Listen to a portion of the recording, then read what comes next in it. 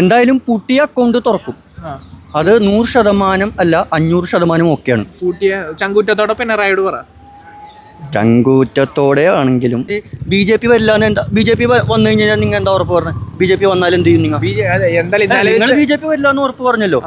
2 മാസത്തിനുള്ളിൽ വേണ്ട, 1 മാസത്തിനുള്ളിൽ ചിലപ്പോൾ മാറിയാൽ എന്താണ്? മോദി വരുന്നത് ഇവിടെ വികസനം കൊണ്ടുവരാൻ വേണ്ടിയിട്ടാണ്. ഇവിടുത്തെ സാധാരണക്കാരായിട്ടുള്ള ആളുകൾക്ക് ഇതുവരെ ഒന്നും ലഭിച്ചിട്ടില്ല. കാരണം ഏതൊരു സാധാരണക്കാരൻ്റെ സ്വപ്നമാണ് സ്വന്തമായിട്ടുള്ള വീട്. ആ വീട് എന്നുള്ള സ്വപ്നം ഇതുവരെ കുറേ പേർക്ക് യാഥാർത്ഥ്യമാകാനുണ്ട്. അതിന് വേണ്ടിയിട്ട് മോദി വരുന്നുണ്ട്. പിന്നെ ഇവിടുത്തെ ഇൻഫ്രാസ്ട്രക്ചർ ഡെവലപ്മെൻറ്റ് അത് ഒരുപാട് ചെയ്യാനുണ്ട്. അപ്പോൾ അത് ഒരു മാറ്റം വരാനുണ്ട്. അപ്പോൾ അത് കൂടി പ്രഖ്യാപിക്കാൻ വേണ്ടിയാണ്, അതായത് കോടിക്കണക്കിന് രൂപ വൻ കേന്ദ്ര പദ്ധതിയാണ് പ്രഖ്യാപിക്കാനാണ് മോദിജി ഇവിടെ വരുന്നത്. ഒരു BJP പ്രവർത്തന നിലയിൽ 10 വർഷത്തെ പിണറായി വിജയൻ്റെ ഭരണം എങ്ങനെയുണ്ട്?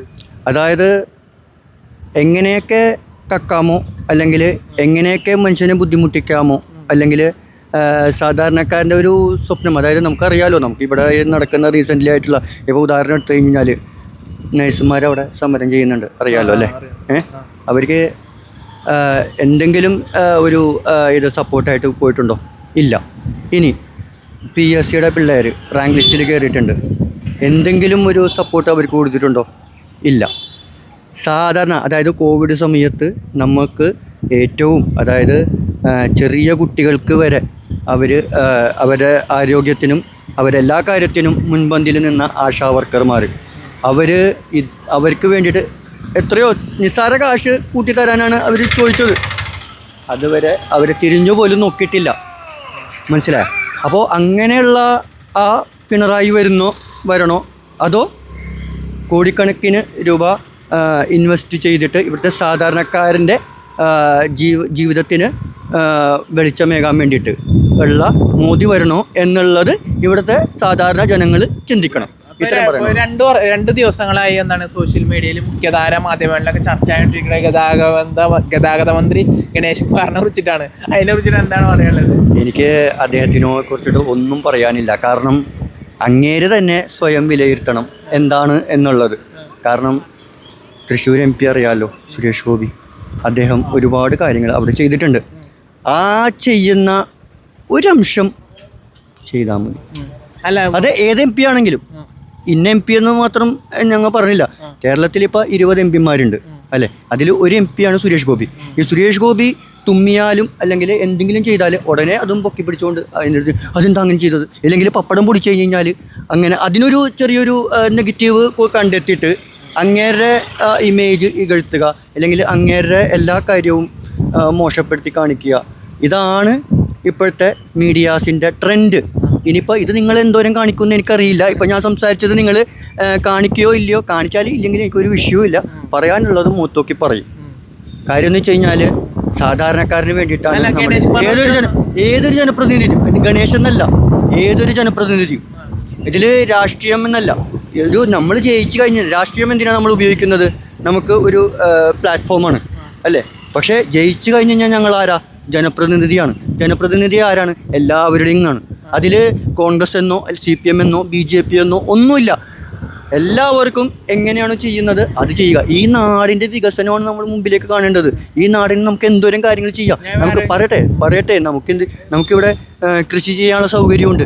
ചെയ്യുന്നുണ്ടോ ഇവിടെ? ഇല്ല. നമ്മൾ തമിഴ്നാടിനാണ് ആശ്രയിക്കുന്നത്, ഇല്ലേ? പച്ചക്കറി വേണമെങ്കിൽ നമ്മൾ തമിഴ്നാടിനെ ആശ്രയിക്കണ്ടേ? ബാക്കിയുള്ള അരി വേണമെങ്കിൽ നമ്മൾ ആന്ധ്രേനെ ആശ്രയിക്കണം, അല്ലേ? ആശ്രയിക്കണോ? ആന്ധ്രയെ ആശ്രയിക്കണം. ഇവിടെ നമുക്ക് എല്ലാ സൗകര്യങ്ങളും ചെയ്യാനുള്ള സംവിധാനങ്ങളുണ്ട്. പക്ഷേ കൈ നനയാതെ മീൻ പിടിക്കണം എന്നുള്ള ഒരു ചിന്താഗതി ഉണ്ടെങ്കിൽ നമുക്ക് ഒന്നും ചെയ്യാൻ പറ്റില്ല. ഞാൻ ആരും ചോദിച്ചു, അതായത് കൂട്ടത്തിലെ മാന്യം എന്ന് പറയുന്നത് ആരായിരിക്കും? അതായത് രാഹുൽ മാങ്കുട്ടാണോ അതോ ഗണേഷ് കുമാറാണോ? ഞാൻ ഒരു കാര്യം പറയട്ടെ, നമുക്ക് ഇവരുടെ മാന്യത നോക്കാനായിട്ടുള്ള ഈ സമയം ഇപ്പം ഇല്ല. കാരണം എന്ന് വെച്ച് കഴിഞ്ഞാൽ നമുക്കിവിടെ വികസനം വരണം. ആ വികസനം ആരാണോ കൊണ്ടുവരുന്നത് അവരെ സപ്പോർട്ട് ചെയ്യുക. അല്ല, ശരിക്കും പറഞ്ഞാൽ ഒരു കുറച്ചെങ്കിലും മാന്യത ഉള്ള ആൾക്കാരെ വേണ്ടേ? ഒരു നേതാവ് മാന്യത ഉള്ളത് നിങ്ങൾ പറ. ഇവിടെ ഇപ്പൊ ആരാണ് മാന്യത ഉള്ളത്? നിങ്ങൾ ഒന്ന് അനലൈസ് ചെയ്യും. അല്ല, ഇത് നല്ല പോയിന്റിലാണോ പറയുന്നത്, മോശം പോയിന്റിലാണോ പറയുന്നത്? ഇല്ല, നിങ്ങൾ വിലയിരുത്തിക്കോ. ആരാണ് എന്താണെന്നുള്ളത് അത് അവരല്ലേ തീരുമാനിക്കേണ്ടത്. ഏത് ആരാണ് എന്ത് വിലയിരുത്തണം എന്നുള്ളത് അവന് ചിന്തിക്കുന്ന ആള്. ഇപ്പൊ ഒരു മനുഷ്യന് അയാൾ നല്ല രീതിയിൽ കാണുന്ന ആൾക്കാരും ഉണ്ട്, ചീത്ത രീതിയിൽ കാണുന്ന ആൾക്കാരും ഉണ്ട്. മനസ്സിലായ? മനുഷ്യനെ എല്ലാവരും നന്നായി കാണണമെന്നൊന്നുമില്ല, ഇല്ലേ? ഇപ്പൊ എത്ര വർഷം എടുക്കും ഒന്ന് കേരളം ഒന്ന് BJP-യുടെ കയ്യിലാവാൻ? അങ്ങനെ BJP-യിലെ കളി ഇവിടുത്തെ ജനങ്ങൾ എത്രയും പെട്ടെന്ന് വിചാരിക്കുന്നോ അത്രയും പെട്ടെന്ന് നടക്കും. എത്ര സീറ്റ് കൂടുതൽ കിട്ടുമെന്ന് BJP-ക്ക്? എന്തായാലും പുതിയ അക്കൗണ്ട് തുറക്കും. അത് 100% അല്ല 500% ഒക്കെയാണ്. ചങ്കൂറ്റത്തോടെ പിണറായിയോട് പറ. ചങ്കൂറ്റത്തോടെ ആണെങ്കിലും ഇനി ചങ്കൂറ്റം ഇല്ലാഞ്ഞിട്ടാണെങ്കിലും പുതിയ അക്കൗണ്ട് തുറന്നിരിക്കും. അത് 100% അല്ല 500%. 2 മാസത്തിനുള്ളിൽ കാണാൻ പോകും.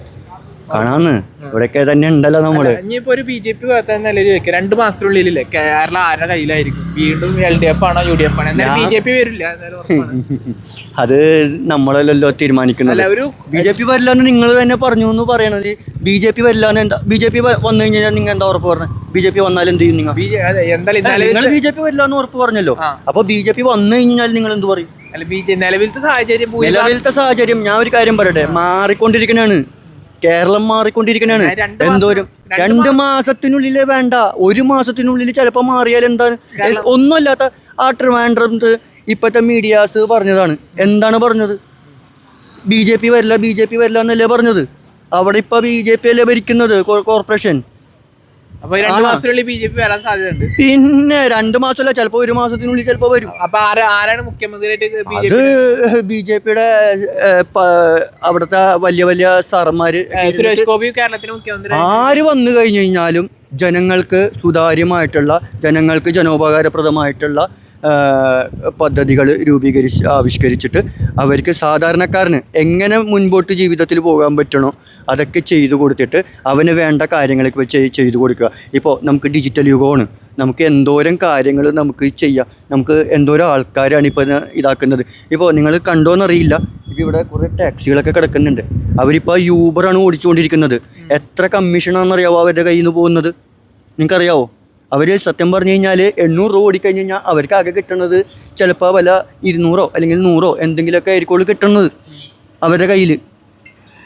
ഡീസൽ അടിക്കണ്ടേ? ലാഭം എന്തെങ്കിലും കിട്ടണം, വീട്ടിൽ അരി എത്തിക്കണം. ഈ ഇത്രയും ഓട്ടം മൂടിയിട്ട് അവർക്ക് ആകെ നിസ്സാര പൈസയാണ് കിട്ടുന്നത്. അപ്പോൾ അതിന് വേണ്ടിയിട്ട് ഇപ്പോൾ സെൻട്രൽ ഗവൺമെൻറ് ഒരു ഭാരത് ടാക്സി ആപ്പ് റെഡിയാക്കിയിട്ടുണ്ട്. അതിൻ്റെ ഓണർ ഈ പറയുന്ന ഡ്രൈവർമാരായിരിക്കും. അതിലൊരു 3 കൊല്ലം എടുക്കുമെന്ന് പറഞ്ഞിട്ടുണ്ട് ഹോം മിനിസ്റ്റർ. നമ്മൾ ഒരു കാര്യം നമ്മൾ ചിന്തിക്കുക, നമുക്ക് ഇവിടെ വികസനം വേണോ അതോ വികസനം മുരടിപ്പ് വേണോ എന്നുള്ളത് ഇവിടുത്തെ ജനങ്ങൾ തീരുമാനിക്കുക. വികസനം മുരടിപ്പ് വേണമെന്നുണ്ടെങ്കിൽ നിങ്ങൾ ഈ 2 പാർട്ടിക്കും നിങ്ങൾ ജയിപ്പിച്ച് വിട്ടോളൂ. വികസനം വേണമെന്നുണ്ടെങ്കിൽ നിങ്ങൾ NDA നേതൃത്വം നൽകുന്ന ഭാരതീയ ജനതാ പാർട്ടി നേതൃത്വം നൽകുന്ന NDA ഗവൺമെൻറ്റിന് ജയിപ്പിച്ചെടുക്കണം എന്നാണ് എനിക്ക് പറയാനുള്ളത് ഈ അവസരത്തിൽ.